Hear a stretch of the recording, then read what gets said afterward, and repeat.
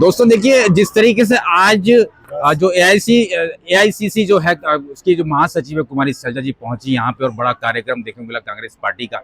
और एक वरिष्ठ जो हमारे नेता हैं श्रीमान सूर्यकांत धस्माना जी यहाँ पहुंचे। सर, कैसे लेते हैं इस कार्यक्रम? देखिए, रुद्रपुर से शुरू हुआ 5 दिवसीय दौरा कुमारी शैलजा जी का, उसके बाद हल्द्वानी, उसके बाद कोटद्वार, उसके बाद अब हरिद्वार, हरिद्वार के बाद मसूरी, मसूरी के बाद देहरादून। मैं समझता हूँ कार्यकर्ताओं के अंदर जो जोश भरने का काम उन्होंने किया है, निश्चित तौर पे आने वाले समय में उनके और व्यापक दौरे होंगे, तमाम जनपदों में दौरे होंगे, तमाम विधानसभाओं में दौरे होंगे। और प्रदेश की जनता जो 9 साल के कुशासन से निराश है, भाजपा के खिलाफ बहुत भारी आक्रोश है, केंद्र सरकार की नीतियां भी और राज्य सरकार की नीतियां भी इस प्रदेश की जनता के खिलाफ है। हमारे यहाँ पूरे प्रदेश के अंदर सबसे बड़ा जो रोजगार का एक साधन था हमारे नौजवान का, सैनिक में भर्ती, सेना में भर्ती, वो छीनने का काम बीजेपी ने किया है।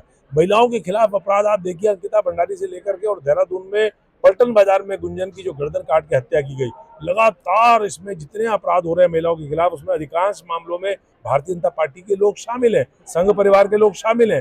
देहरादून राजधानी में 1 महीने में 14 कत्ल हो जा रहे हैं। ब्रिगेडियर साहब मॉर्निंग वॉक करने गए हैं और गैंग वॉर में सुबह 6:30 बजे उनकी हत्या हो जा रही है। पूरे प्रदेश के अंदर रोजगार नाम की कोई चीज नहीं है, लगातार पेपर लीक हो रहे हैं, बेरोजगार परेशान है पूरे प्रदेश के अंदर, पलायन लगातार जारी है पूरे प्रदेश के अंदर, सारे गांव के गांव खाली हो रहे हैं, न खेती है, न किसानी है, न पानी है, न बिजली है, स्वास्थ्य सेवाएं धराशायी है। धन सिंह रावत उसके जिले में, अपने जिले में रोड एक्सीडेंट में जब वहां पर मरीज को ले जाया जाता है जिला अस्पताल में, टॉर्च से इलाज हो रहा है, टॉर्च से। पूरे प्रदेश के अंदर स्वास्थ्य सेवाएं गड़बड़ा रखी थी, अब उनको बदला, आखिरी समय में बदला तो क्या होगा। शिक्षा का उन्होंने बंटाधार कर दिया। पूरे प्रदेश के अंदर प्राइमरी से लेकर के और इंटर कॉलेज बंद हो रहे हैं। राज्य के अंदर तमाम जो उच्च शिक्षा के हमारे डिग्री कॉलेजेस, जो एडेड कॉलेजेस हैं, उनमें 2019 से नियुक्ति बंद है। डीएवी कॉलेज जैसे कॉलेज में जहां से तमाम विभूतियां निकली हैं, पहला मुख्यमंत्री इस राज्य का काम चलाऊ नित्यानंद स्वामी उस डीएवी कॉलेज के प्रेसिडेंट रहे। उस डीएवी कॉलेज ने तमाम विभूतियां पैदा करी। उस डीएवी कॉलेज में फैकल्टीज नहीं है। एमकेबी कॉलेज बंद होने जा रहा है। इस तरह से तमाम शिक्षा का क्षेत्र हो, स्वास्थ्य का क्षेत्र हो, खेती का क्षेत्र हो, ये सरकार पूरी तरह से फेल हो गई है।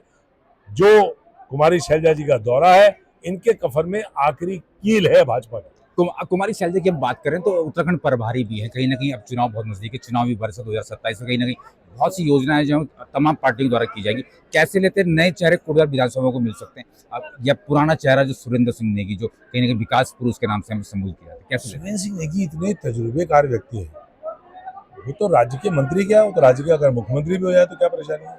वो he is very senior, he is experienced. Uttar Pradesh की विधानसभा से लेकर के उत्तराखंड की तमाम विधानसभाओं में जो उनकी जो परफॉर्मेंस रही है, जो उनका काम करने का तरीका है, वो एक बहुत योग्य व्यक्ति है। और जब तक वो बिल्कुल चुस्त हैं, दुरुस्त हैं और उनके हाथ पांव चल रहे हैं, तो हम दूसरे बारे में क्यों सोचें। निश्चित तौर पे जिस दिन वो स्वयं कहेंगे कि भाई अब मुझे किसी और को लाना है, तो उसका उनकी राय जो है महत्वपूर्ण होगी। लेकिन वो हमारी लीडर है और लीड कर रहे हैं पार्टी को, फ्रंट फुट पे रहकर लीड रहे हैं। तो इसलिए मैं समझता हूँ कि कोटद्वार में आने वाले टाइम में आप सुरेंद्र सिंह नेगी जी को विधायक देखेंगे, कांग्रेस की सरकार बनेगी बीजेपी को हटा करके, तो उसमें मंत्री भी देंगे।